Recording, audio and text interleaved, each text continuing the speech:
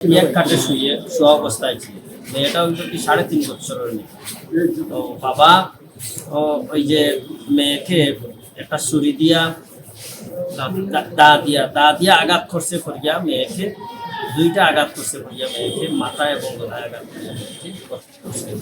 চিৎকার দিছে বাবা করে, তখন চিৎকার দিছে দেওয়ার পরে যে মা পাশের রুমে আসলো, দৌড়িয়ে আসছে, আসিয়া বলছে যে আপনি কি বললাম? সে বলছে যে তুমি চুপ থাকো, তুমি ওই যে ওনার পার্শ্ববর্তী যে জমিনিয়া যার নামের লোকের সাথে বিরোধ ছিল সালেক, তুমি সালেকের নাম বলবো। এই বলে সে এখান থেকে সে চলে যায়, গিয়া ওই যে পাশের গুলায় দানের মধ্যে ওই যে দাটা রক্তমাখা দা ফেলে এরপরে সে চলে যায়।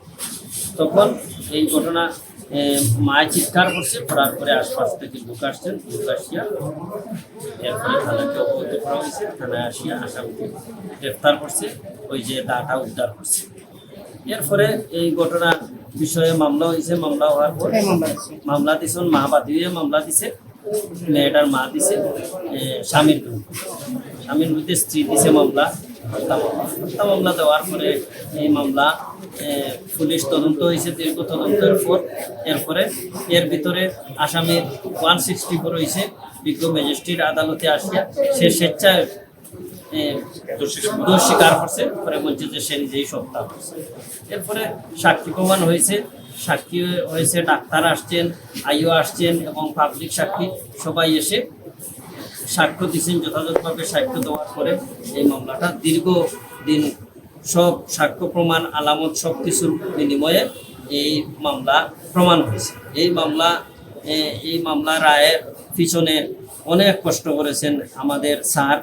আজকে রায়ের কিতাব ঘোষণাটা, আজকের রায়টা আমাদের অতিরিক্ত জেলা ও দায়রা জজ দ্বিতীয় আদালত জনাব আনোয়ারুল হক সাহেব অনেক পরিশ্রম করছেন।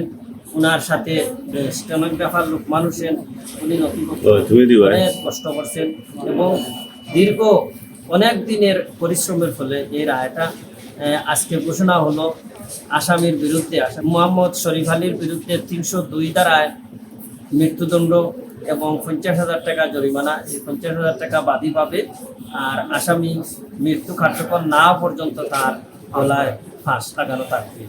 এটা রায় হয়েছে।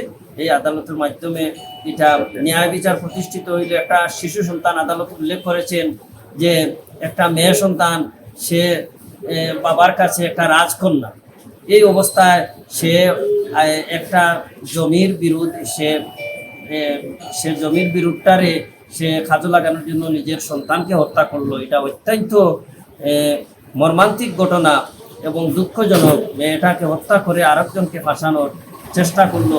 যদি আদালতেও উল্লেখ করেছেন, যদি ওই লোকটাকে ফাঁসাইতো তাহলে দেখা যেত যে 2টা মার্ডারের সমান হয়ে গেছে, কারণ মিথ্যা মামলা দিয়ে আরেকজন লোককে ফাঁসিয়ে দিত।